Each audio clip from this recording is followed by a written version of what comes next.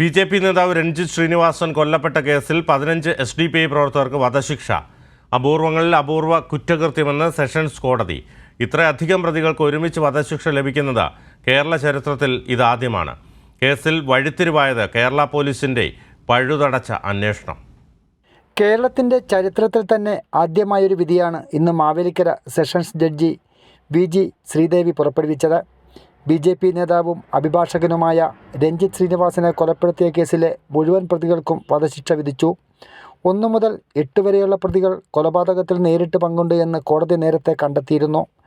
15 പ്രതികളാണ് കേസിൽ ഉൾപ്പെട്ടത്. 1 മുതൽ 14 വരെയുള്ള പ്രതികൾക്കാണ് ഇപ്പോൾ വധശിക്ഷ വിധിച്ചത്. 9ാം പ്രതി ആശുപത്രിയിലായതുകൊണ്ട് ഇന്ന് വിധി പറഞ്ഞില്ല. ഇയാളടക്കമുള്ളവർക്കാണ് വിധി പ്രഖ്യാപിച്ചതെന്നാണ് സ്പെഷ്യൽ പ്രോസിക്യൂട്ടർ പ്രതാപ് ജി പടിക്കൽ പറഞ്ഞത്.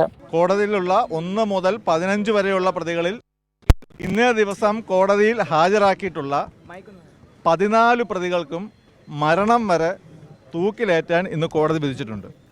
പല കൗണ്ടുകളിലായി ഇന്ത്യൻ ശിക്ഷാ നിയമത്തിലെ അന്വേഷണ ഉദ്യോഗസ്ഥൻ കോടതിയിൽ ഹാജരാക്കിയിട്ടുള്ള കുറ്റപത്രത്തിൽ ആരോപിച്ചിട്ടുള്ള എല്ലാ വകുപ്പുകൾ പ്രകാരവും പ്രതികൾക്ക് തടവ് ശിക്ഷയും അതേപോലെ തന്നെ ഫൈൻ എമൗണ്ടുകളും വിധിച്ചിട്ടുണ്ട്.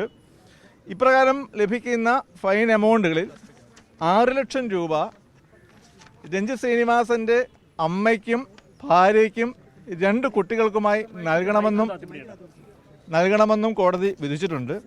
അപൂർവങ്ങളിൽ അപൂർവമായ കേസായി പരിഗണിച്ചുകൊണ്ടാണ് കോടതി പ്രതികൾക്ക് വധശിക്ഷ നൽകിയതെന്നാണ് പ്രോസിക്യൂട്ടർ പറയുന്നത്.